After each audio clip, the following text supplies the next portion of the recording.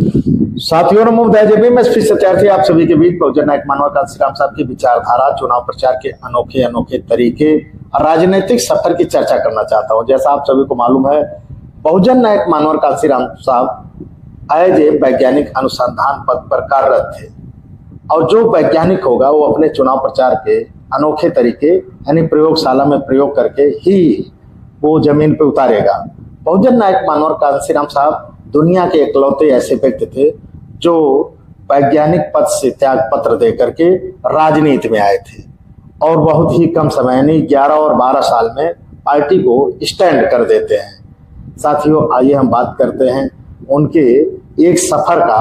वैसे तो उनके चुनाव प्रचार के अनोखे तरीकों को देख करके जो विरोधी पार्टियां थी वो घबराया करती थी कि कहाँ से ऐसे अनोखे तरीके ये लाते हैं, कैसे समाज को कब समझा देते हैं, इनका समाज बहुत जल्दी यूनाइट हो रहा है।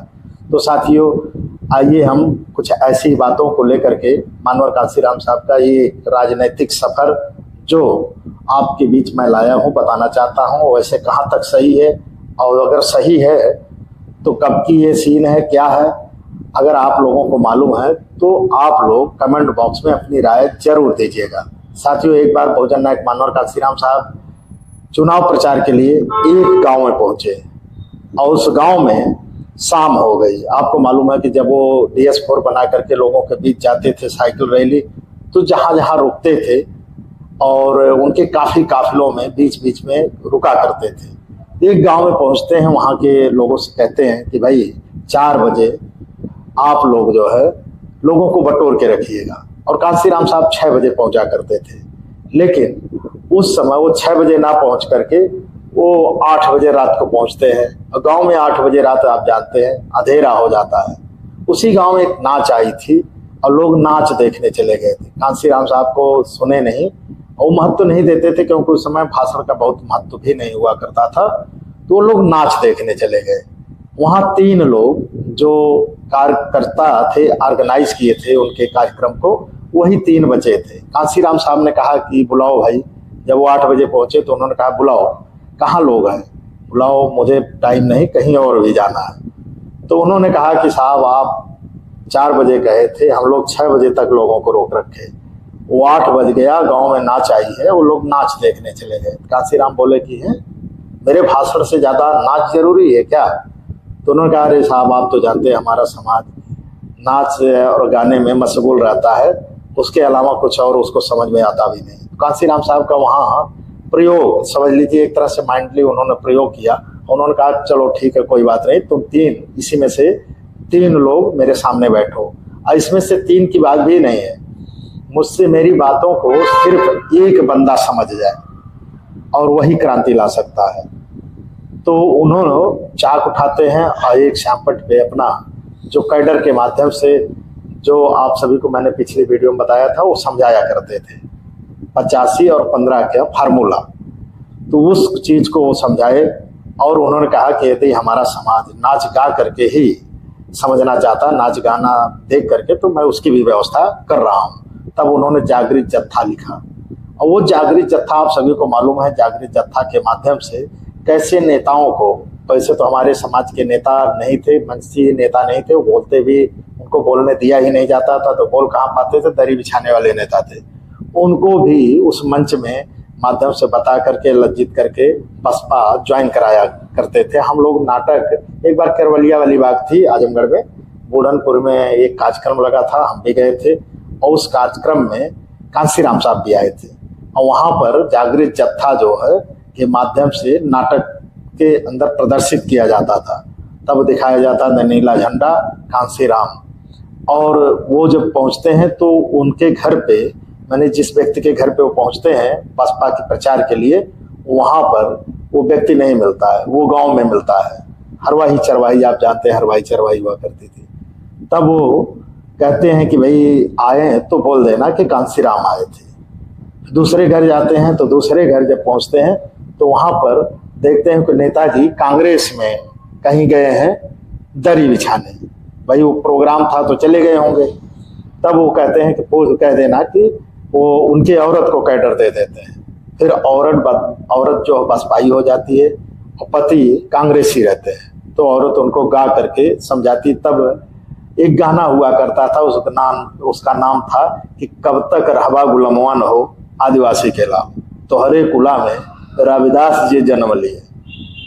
जे मतलब इस तरह के गाने जो है गा करके कि तोहरे कुला में भीमराव अंबेडकर जन्म लिए, तोहरे कुला में इस तरह के शब्दों की बौछार से लोगों को नाच गा करके समझाए। तो नाटक के माध्यम से खूब भीड़ हुआ करती थी। लोग भाषण में उतने नहीं आया करते थे जितना नाटक सुनने के लिए।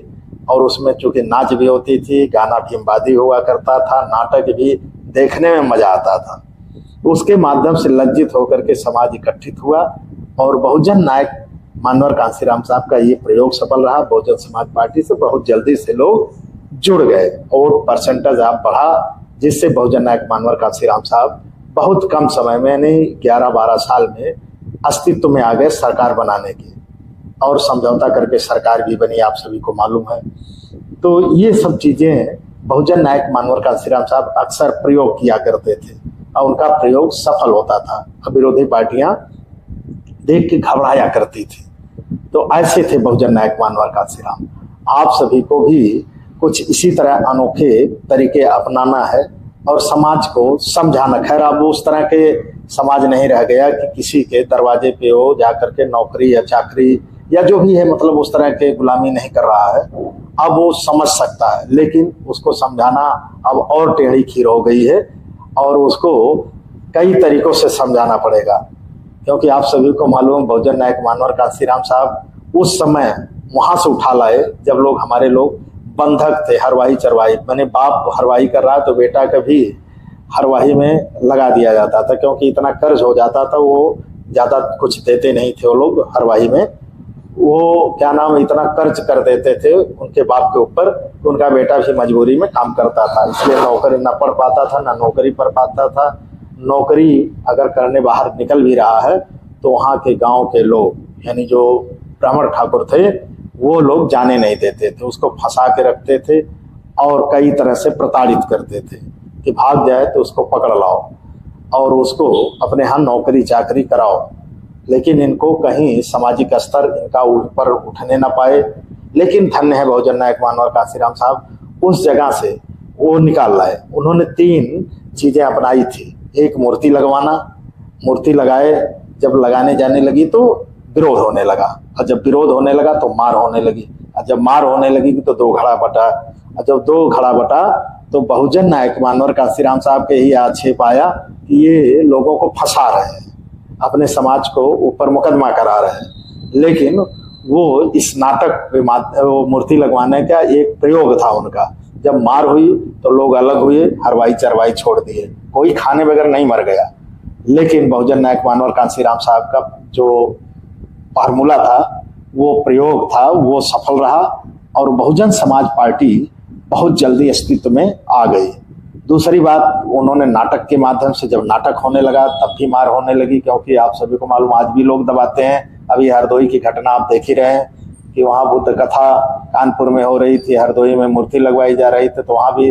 लेकिन जितना जो कोई दबाएगा उतना ही समाज उठ करके आगे आएगा और वो आपका विरोध करेगा और वो बहुजन महापुरुषों को पढ़ेगा। तो साथियों, कुछ इसी तरह का। और तीसरी बात आप सभी को मालूम है, एक तो हो गई मूर्ति लगवाना और दूसरा हो गया नाटक, और तीसरा उनका था कि 14 अप्रैल की जयंती बड़े धूमधाम से निकालो। तो उस जब निकाले जाने लगी तब भी मार होती थी। गांव के लोग जो मतलब दबंग टाइप में थे, दबंग अपने को कहते हैं, वैसे तो जो गरीबों को सताए उसे दबंग नहीं कहते, वो नीच होते हैं मेरे हिसाब से। वो फिर उसके बाद वो दबाने लगे, और जब दबाने लगे तो वो लोग और भी उत्तेजित भरे शब्दों में आ करके थाने और संविधान का प्रयोग करने लगे और अपने रैलियों के माध्यम से बाबा साहब का जन्मदिन मनाने लगे। और माइक लगा करके लोग चढ़ गुंडों की छाती पे, अब बटन दबेगी हाथी पे, जो हमसे टकराएगा चोर चोर हो जाएगा, कई ऐसे नारों को जन्म दिए थे बहुजन नायक मानवर कांशीराम। और जिन नारों से समाज के ऊपर मुकदमा तो हुआ, लोग परेशान हुए, सताए गए, मारे गए, लेकिन समाज बहुत जल्दी जगा। उनकी आने वाली पीढ़ियां हिस्सेदारी भागीदारी के लिए समझने लगे कि हमारे भी हिस्सेदारी भागीदारी होनी चाहिए। अब बहुत जल्द ही समाज जागृत हुआ। तो साथियों, आप सभी को मैं यही बताना चाहता हूं कि बहुजन नायक मानवर कांशीराम साहब की विचारधारा को बहुजन समाज में उन्हीं की तरह प्रयोग करिए, तभी आप सफल होंगे। और मैं अपनी बात को यहीं पर समाप्त करना चाहता हूं। नमो बुद्धाय, जय भीम, संविधान जिंदाबाद। बहुजन नायक मानवर कांशीराम साहब अमर रहे।